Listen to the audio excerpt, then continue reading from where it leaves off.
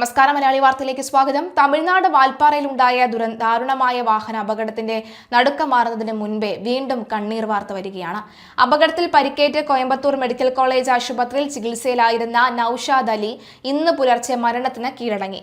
നൌഷാദിന്റെ വിയോഗത്തോടെ അപകടത്തിൽ മരിച്ചവരുടെ എണ്ണം വർദ്ധിച്ചു.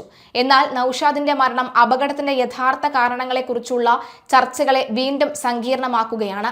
നൌഷാദിന്റെ മരണത്തിൽ ആശുപത്രി അധികൃതർക്കെതിരെ ഗുരുതര ആരോപണങ്ങളുമായി കുടുംബം രംഗത്തെത്തിയിട്ടുണ്ട്.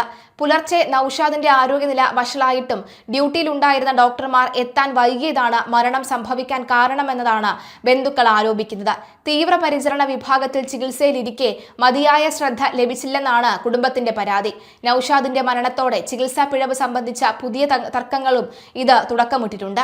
ഡ്രൈവറുടെ പരിചയക്കുറവാണ് വാൽപ്പാറയിലെ ഹെയർപിൻ വളവുകളിൽ വെച്ച് കാർ നിയന്ത്രണം വിട്ട് താഴ്ചയിലേക്ക് മറിയാൻ കാരണമെന്നായിരുന്ന വാദം നേരത്തെ തന്നെ ഉയർന്നിരുന്നു.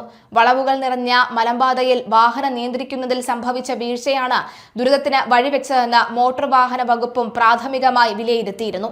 എന്നാൽ ഈ വാദങ്ങളെക്കുറിച്ചുള്ള കൂടുതൽ വ്യക്തത നൌഷാദിലൂടെ ലഭിക്കുമെന്ന് കരുതിയിരുന്നവർക്ക് അദ്ദേഹത്തിന്റെ വേർപാട് വലിയ തിരിച്ചടിയായിരിക്കുകയാണ്.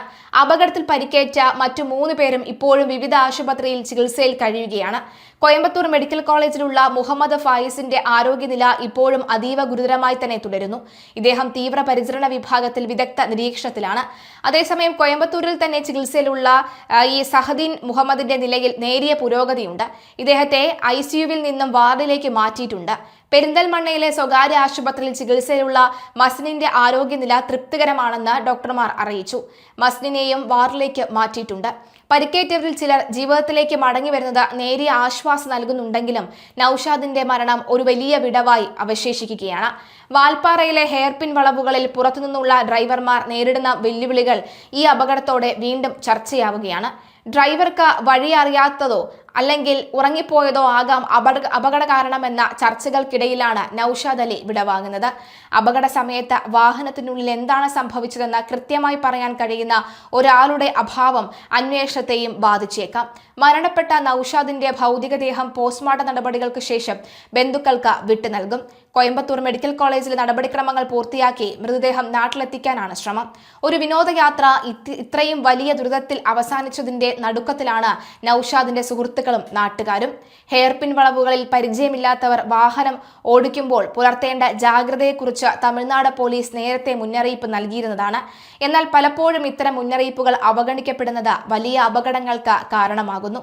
അപകടത്തെക്കുറിച്ച് സമഗ്രമായ അന്വേഷണം നടത്തുന്നുവെന്ന് വാൽപ്പാറ പോലീസ് അറിയിച്ചിട്ടുണ്ട്. വാഹനത്തിന്റെ സാങ്കേതിക തകരാറാണോ അതോ ഡ്രൈവറുടെ പിഴവാണോ എന്ന് കണ്ടെത്താൻ മോട്ടോർ വാഹന വകുപ്പിന്റെ സഹായം തേടും. മലയാളി വിനോദസഞ്ചാരികൾ സ്ഥിരമായി എത്തുന്ന വാൽപ്പാറയിൽ സുരക്ഷാ സംവിധാനങ്ങൾ വർദ്ധിപ്പിക്കണമെന്ന ആവശ്യവും ശക്തമാണ്. വളവുകളിൽ കൃത്യമായ ദിശാസൂചനകളും അപകട മുന്നറിയിപ്പുകളും സ്ഥാപിക്കണമെന്ന കാലങ്ങളായുള്ള ആവശ്യവുമാണ്. ഡ്രൈവർമാരുടെ പരിചയക്കുറവ് പരിഹരിക്കാൻ ലഘുലേഖകളും മറ്റും വിതരണം ചെയ്യേണ്ടത് അനിവാര്യമാണ് എന്ന കാര്യത്തിൽ യാതൊരു സംശയവുമില്ല. നൌഷാദിന്റെ വിയോഗം ഒരു കുടുംബത്തിന്റെ പ്രതീക്ഷകളെയാണ് തകർത്തത്. അപകടത്തിന്റെ യഥാർത്ഥ കാരണം പുറത്തു വരണമെന്നും ഇനിയും ഒരാൾക്കും ഇത്തരമൊരു ഗതി ഉണ്ടാകരുതെന്നും നാട്ടുകാർ പറയുന്നു. വാൽപ്പാറയിലെ മനോഹരമായ കാഴ്ചകൾ കാണാൻ പോയവർ മരണത്തിന്റെ വാർത്തയുമായി മടങ്ങേണ്ടി വന്നത് കേരളത്തിന് നോവാവുകയാണ്. പരിക്കേറ്റവർ എത്രയും വേഗം സുഖം പ്രാപിക്കട്ടെ എന്ന പ്രാർത്ഥനയിലാണ് നാട്. നൌഷാദിന്റെ മരണത്തോടെ അപകടമുയർത്തുന്ന ചോദ്യങ്ങൾക്ക് ഉത്തരം നൽകാൻ അധികൃതർക്ക് കഴിയുമോ എന്നാണ് ഇനി അറിയേണ്ടത്. ഒരു ഗ്രാമത്തിന്റെ മുഴുവൻ കണ്ണീരിലാഴ്ത്തിക്കൊണ്ടാണ് നൌഷാദ് അലി യാത്രയാകുമ്പോൾ വാൽപ്പാറ മലനിരകളിൽ ദുരിതത്തിന്റെ നിഴല് വീണ്ടും ബാക്കിയാവുകയാണ്.